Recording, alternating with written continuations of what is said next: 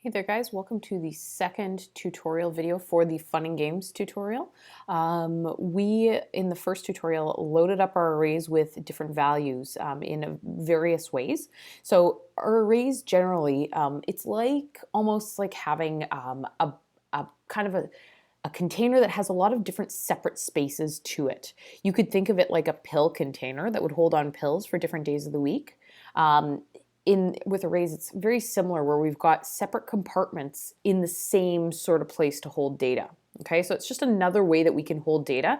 Before we'd have single variables that we can hold on to, now we have arrays.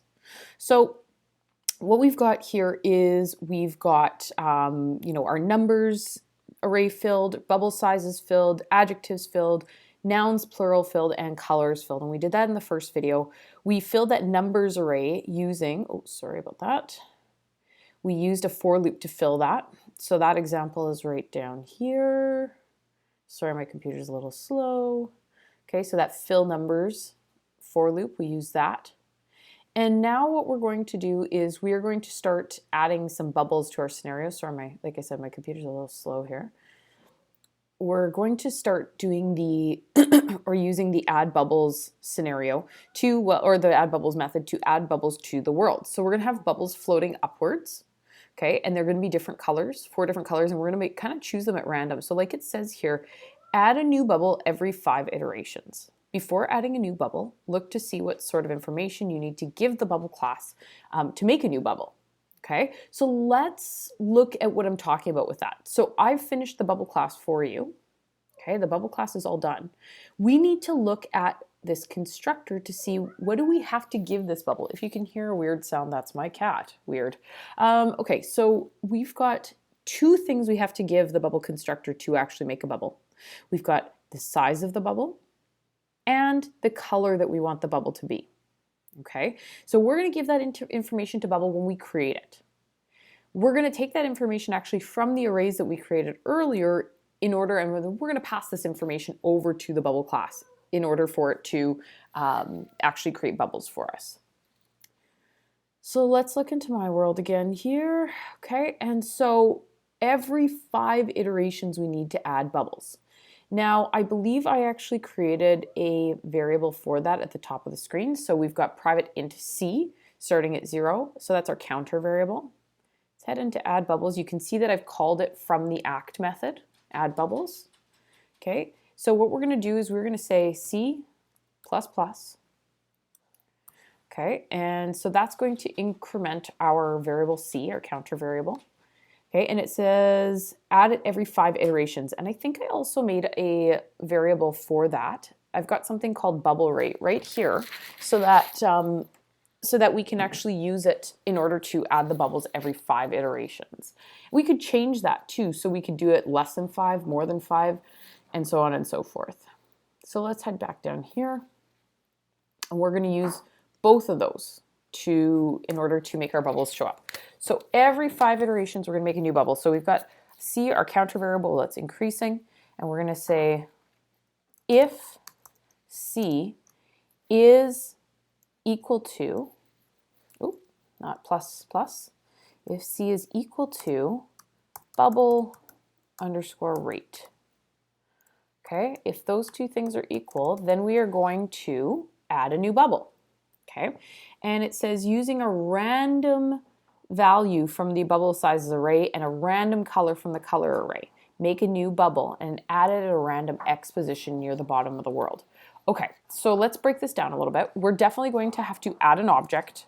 Actually, let's separate this. I'll make this even easier. I'll separate it real simple for us. So we're going to first get a random value from the bubble sizes array. Bubble sizes is holding on to a bunch of integers. Okay, so what I'm going to do is I am going to get a random value from that array. Okay, to do that, I am going to first make a simple integer variable to store it in. Generally, like, you don't have to go to this length. We could actually do this all in one line of code, but it would be really long. So I'm just breaking it down for you guys so you can see what's happening. So int, we'll call this b size.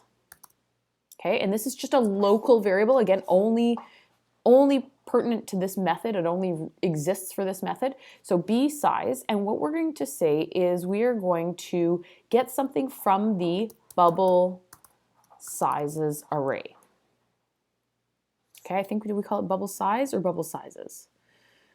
We called it bubble sizes with an S. Okay, so we'll scoot back down here, bubble sizes. And now to access an index of the array, we are going to use these square brackets. Okay, but we have to put something inside here. Now, if we wanted the first thing in the array, we would put 0, okay, because that's the first index. If we wanted the second thing in the array, we would put 1. If we wanted the third thing in the array, we'd put 2. Fourth thing, we'd put 3. And fifth thing in the array is actually going to be index 4. Okay, so not index 5, okay, even though it's going to be the fifth thing in the array, because we started counting at 0, the last thing that we could possibly get is 4. Now, we don't want a specific index, we want a random index every time. So in order to do that, we're actually going to say greenfoot.get random number. Okay, inside of these square brackets.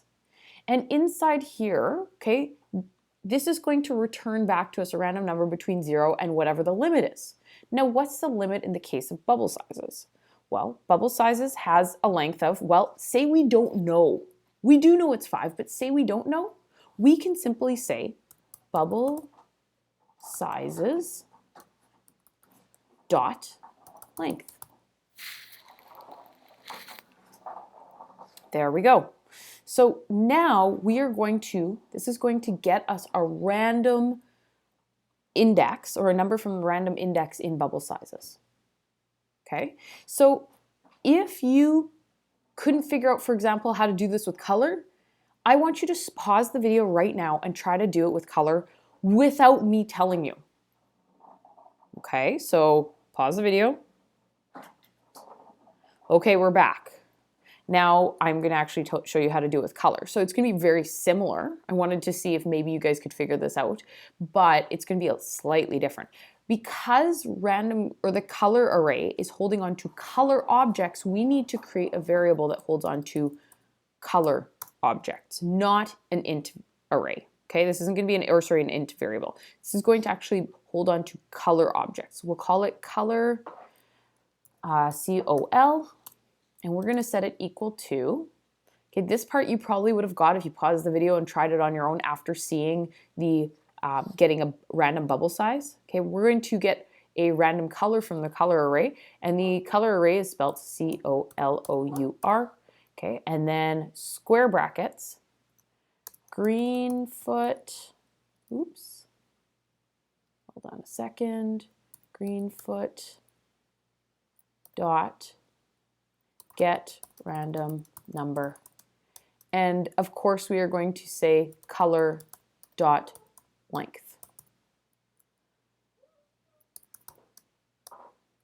Okay, and then we are going to say, here we go, we're done. Great, so now we are going to add bubbles of this. Oops, sorry. So let's see, what did I call this array? Did I not call, I might have called it colors, let's see. Colors. Okay, so it gave me a thing, can't find the symbol. Usually that means your variable name spelt wrong. So I'm going to zoom back down here. Let's say colors. Colors. Okay, great. So add a new new bubble every 5 iterations. Before adding new bubble, look to see what sort of information we need to give. So we did. We need to use a random size and a random color, which we now have. And now we are going to add a new bubble at the bottom of the screen. So how do we do that? Okay, we're definitely going to use add object to do that. Okay, but let me break this down even more for you. Okay, before we even get there, let's make a new bubble. So we of course have to have a variable to hold on to a bubble. Okay, so bubble B equals new bubble. And in order to create the random sized and colored bubble, we're going to give it B size because we got a random size already, and then COL. There we go. We created a new bubble. Now we can add this object to the world. So we're going to say add new object B, because that's the bubble that we created. And then we are going to say add it to the bottom of the screen, okay, at a random X position. So we've got our X values next. So if we need a random X position, we are going to say greenfoot.get random number, and we are going to say get width, because we are in the world class and it has a width of the world that will be returned to us right here. It'll get something between 0 and the width of the world. That's what we want. But we always want it added at the bottom of the screen. So we are going to simply type in get height.